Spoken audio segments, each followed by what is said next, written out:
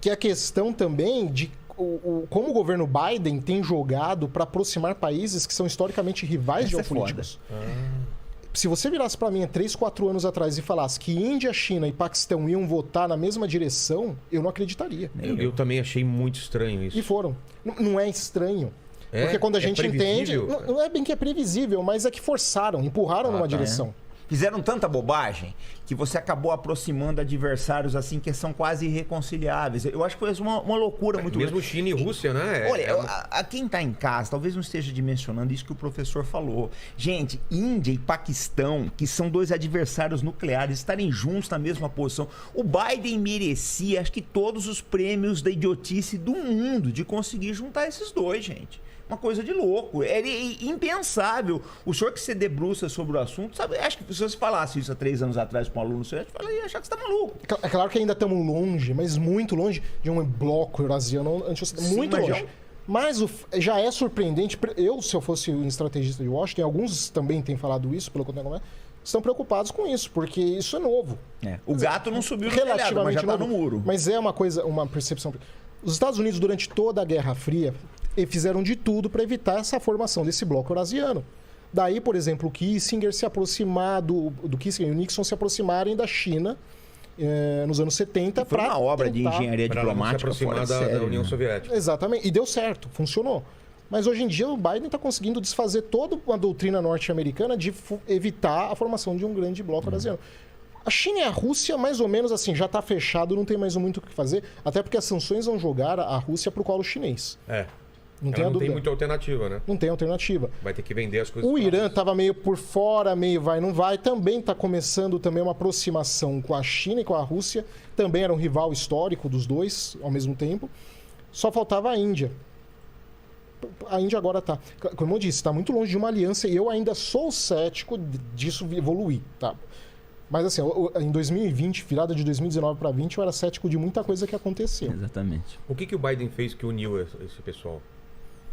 A Índia ela é excessivamente ligada à Rússia, mas muito ligada. Principalmente também, do mesmo jeito que Bangladesh, a Índia também compra muito commodities, principalmente. Inclusive e armamentos também. E armamentos.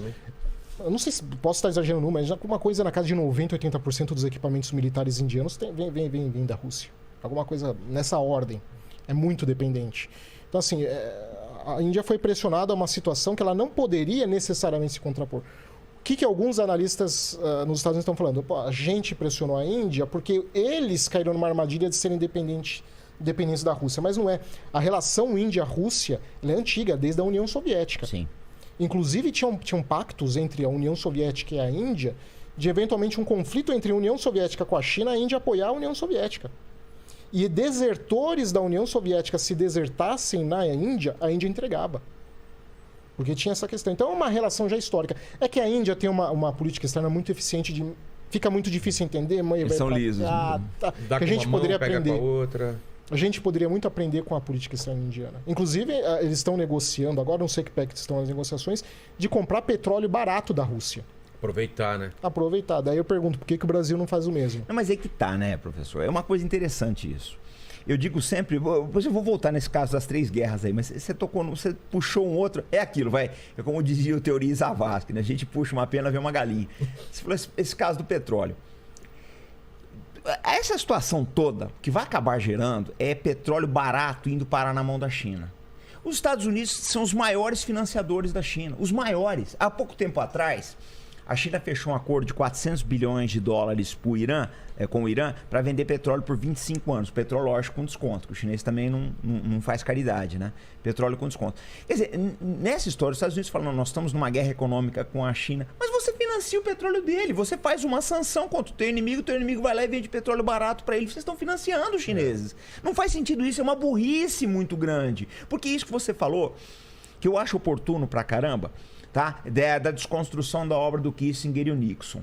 Enquanto foi o Trump, com todos os defeitos que o Trump tinha, eu não acho o Trump santo, mas a relação dele com o Putin era uma relação razoável e a Rússia ainda poderia ter alguma forma de convivência amigável com os Estados Unidos. O Biden, em um ano, ele conseguiu jogar efetivamente. A Rússia não volta mais. Cara. Mas daí vem o pessoal da teoria da conspiração de que a Rússia quer reconstruir a União Soviética.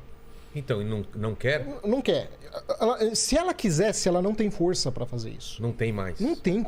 A desproporção de força do que era a União Soviética para o mundo dela, de Rússia para o mundo que a Rússia tá, é muito grande.